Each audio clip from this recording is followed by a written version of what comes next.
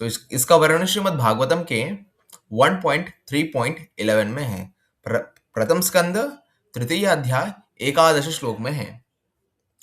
षष्टमात्रेण परतित्व वृत्तं प्राप्तो न सूयया अन्वीक्षिकी मलकार्य प्रह्लाद दिव्य उचीवान।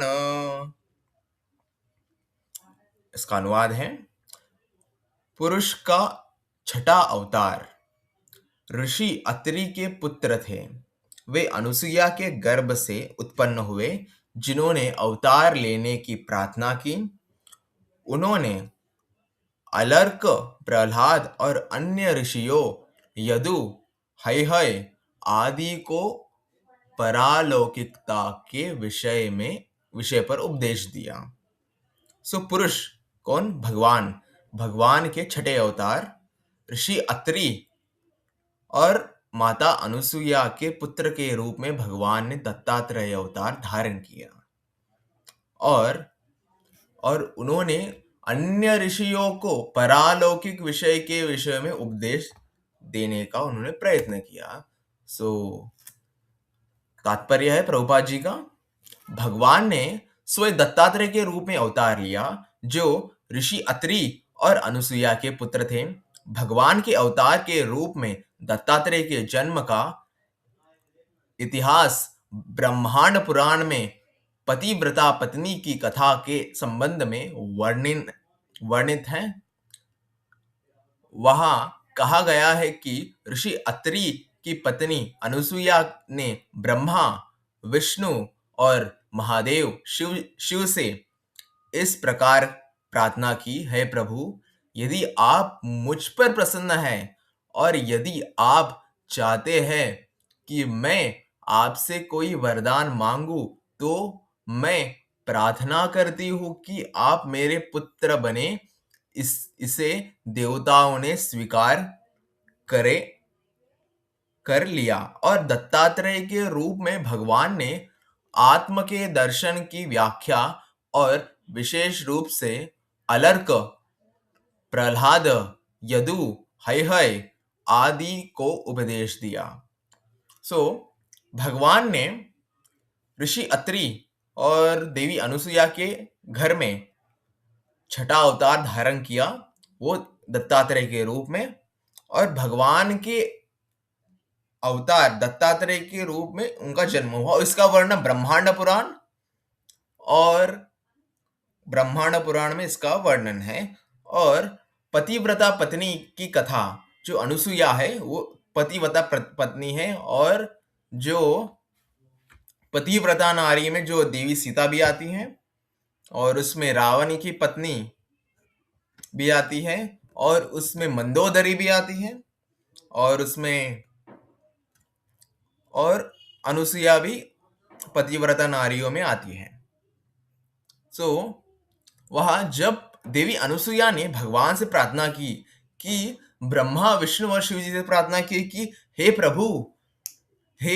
प्रभु, यदि आप मुझ पर प्रसन्न है, मेरी भक्ति और मेरी तपस्या से आप मुझ पर अगर प्रसन्न है, तो यदि आप चाहते हैं कि मैं आपसे कुछ वरदान मांगू, तो मेरी ये प्रार्थना है कि आप मेरे पुत्र बने। आप मेरे पुत्र बने। देवी अनुसुईया ने क्या मांगा? देवी अनुसुईया ने कोई भौतिक वस्तु भी नहीं मांगी। बहुत लोग भगवान से कुछ ना कुछ नसीब मांगते रहते हैं। बहुत लोग कहते हैं कि भगवान, एक बार मेरी जॉब लग जाए, मैं आपको माखन का भोग लगाऊंगा। बहुत लोग ऐसा मांगते हैं कि धन चाहिए, जॉब चाहिए, संपत्ति चाहिए, भौतिक वस्तुओं की कामना करते हैं। भगवान ने आपको बुद्धि दिया है, मानव जीवन दिया है, श्रम करके आप जॉब प्राप्त कर सकते हो, धन श्रम कर सकते हो। अगर आप सुख की प्राप्ति चाहिए तो माता पिता की सेवा करके भी सुख की प्राप्ति कर सकते हो। तो पुंडलिक महाराज ने भी माता पिता की सेवा की। भगवान ने वैकुंठ को छोड़ के अभी भी भक्ति को प्रसन्न होकर पंढरपुर में विग्रह रूप में विराजमान है भगवान। माता पिता की सेवा करके आपको सुख की प्राप्ति हो सकती है। लेकिन भगवान को क्या मांगना चाहिए ये हम पर निर्भर होता है। सो जस्ट एग्जाम्पल, आप माननीय प्रधानमंत्री नरेंद्र मोदी जी ने आपसे कहा कुछ ना कुछ मांगो मुझसे। आप ये नहीं मांग सकते, ये नहीं मांग सकते मोदी जी को कि मेर मुझको खुजली हो रही है जरा खुजाओ, ये नहीं मांग सकते। मतलब ये ऐसे साधारण सी वस्तु नहीं मांग सकते। अब मोदी जी से क्या मांगोगे? शिक्षण की व्यवस्था हो, धर्म की रक्षा हो, ऐसा आप मांग सकते हो। उसी प्रकार भगवान से ये भौतिक वस्तु आप मांग ही नहीं सकते, क्योंकि बिना मांगे भगवान ने आपको सब कुछ दे दिया है।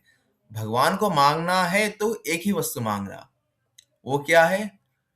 भगवान के भक्तों की सेवा और भगवान कृष्ण की सेवा, और और भगवान कृष्ण की भक्ति हमारे हृदय में प्रकाशित हो। सो महाअवतार नरसिम्हा रिसेंटली हमने हमने देखा थिएटर्स में। सो वहाँ विष्णु कृष्ण प्रहलाद से पूछते, प्रहलाद तुम्हारी भक्ति और त्याग तपस्या से मैं प्रसन्न हूँ, क्या मांगते हो? तो प्रहलाद ने क्या कहा? मुझे धन धान्य ऐश्वर्य चाहिए, ये मांगा नहीं। मुझे तो आपके दर्शन प्राप्त हो गए भगवंत, मुझे तो ब्रह्मांड का सबसे अलौकिक धन प्राप्त हुआ है। मेरे मन में कोई इच्छा नहीं है, लेकिन आप मुझे कुछ देना चाहते हो तो मेरे हृदय में आपकी भक्ति की ज्योत सदैव बुझ- सदैव जलती रहे, वो कभी ना बुझे, और मैं आपका नाम सदैव में लेता रहूं। और तभी भगवान ने प्रसन्न होकर क्या कहा कि तुम मुझे हर दिशा, हर वस्तु, कण कण में तुम मेरे दर्शन करोगे। Is it? सो अगर आप भगवान से 2 रुपए की आकांक्षा करोगे तो भगवान ने आपको 2,000 रुपए आपके लिख दिए होंगे फ्यूचर में। इसलिए भगवान को कुछ मांगने की हमें जरूरत नहीं होती है। जो भौतिकवादी होते हैं, मायावादी लोग, वो मांगते हैं भगवान से।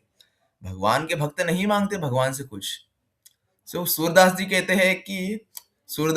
हैं कि भगवान से वही मांगता है जो भिखारी होता है।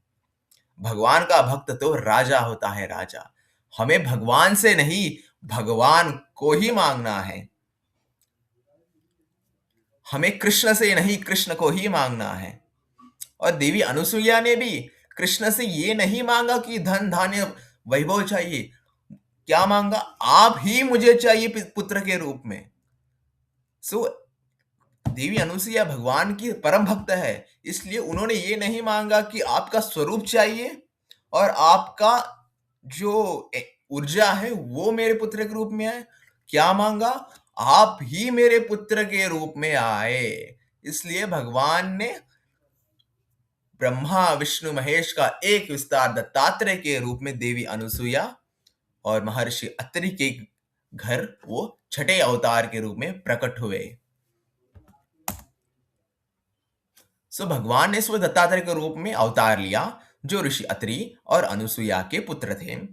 भगवान के अवतार के रूप में दत्तात्रेय के जन्म का इतिहास ब्रह्मांड पुराण में उनकी पवित्रता, पत्नी पतिव्रता पत्नी की कथा के संबंध में वर्णित है। कहा जाता है कि ऋषि अत्रि की पत्नी अनुसुईया ने भगवान ब्रह्मा, विष्णु और शिव से इस प्रकार प्रार्थना की, हे प्रभु, यदि आप मुझ पर प्रसन्न है और यदि आप चाहते हैं कि कुछ वरदान में मांगू, तो मेरी प्रार्थना करती हूँ कि आप मिलकर मेरे हो जाओ। और और इसे भगवान ने स्वीकार किया और दत्तात्रेय के रूप में भगवान ने आत्म के दर्शन की व्याख्या की तथा विशेष रूप से अर्क प्रहलाद यदु हयव आदि उपदेश दिया। सो भगवान ने छठा अवतार धारण किया और भगवान ने दत्तात्रेय के रूप में प्रकट हुए। दत्तात्रेय के रूप में प्रकट होने के बाद भगवान ने जो उनके नवनाथ है ना, नवनाथ उनके 9 शिष्य हैं, उनको भगवान की भक्ति और कलयुग में भगवान की प्राप्ति कैसी होती है, उन 9 शिष्यों को उन्होंने वो भगवत ज्ञान का प्रसाद किया।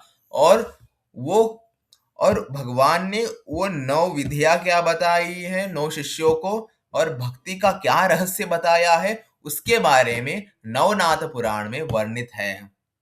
नवनाथ पुराण में स्पष्ट पूर्वक वर्णित है। भगवान दत्तात्रेय ने उनके 9 शिष्यों को उन्होंने भगवत ज्ञान का दान दिया। इसका वर्णन नवनाथ पुराण में लिखित है और दत्तात्रेय की कहानी ब्रह्मांड पुराण में और विष्णु पुराण में लिखित है। एस्पेशली भागवत महापुराण में भी इसका वर्णन है। सो दत्तात्रेय की कहानी हमको ये सिखाती है कि हम जीवन में हम ये सिखाते हैं कि अनुसुईया माता की कहानी दत्तात्रेय की कहानी ये सिखाती है कि हमें अपनी पति हो पत्नी हो उनके प्रति लॉयल होना चाहिए और भगवान से कुछ मांगना नहीं चाहिए। हमें कृष्ण नहीं कृष्ण को ही मांगना है। जो बुद्धिमान मनुष्य कृष्ण से कृष्ण को ही मांगता है वही बुद्धिमान मनुष्य है। हमें 3 बातें सिखाती हैं। हम जब एक विवाहित बंधन में अगर जुट जाए तो हम अपने पति हो या पत्नी उनके प्रति लॉयल रहे, समर्पित रहे। एंड सेकंड ये सिखाता है कि हमें भगवान से कुछ मांगने की आवश्यकता नहीं है। भगवान से नहीं भगवान को ही हमें मांगना है। एंड थर्ड वैराग्य सिखाता है कि हमें किसी भी भौतिक वस्तुओं की हमारे मन में आकांक्षा होनी नहीं चाहिए। यही हम विराम देते हैं सेशन को। हमारा अगला सेशन होगा भगवान कृष्ण के 7वें अवतार यज्ञ के रूप में जो प्रजापति रुचि के पुत्र एक अनुष्ठान या बलिदान है। यज्ञ के रूप में भगवान प्रकट हुए। इसके बारे में हम कल जानेंगे।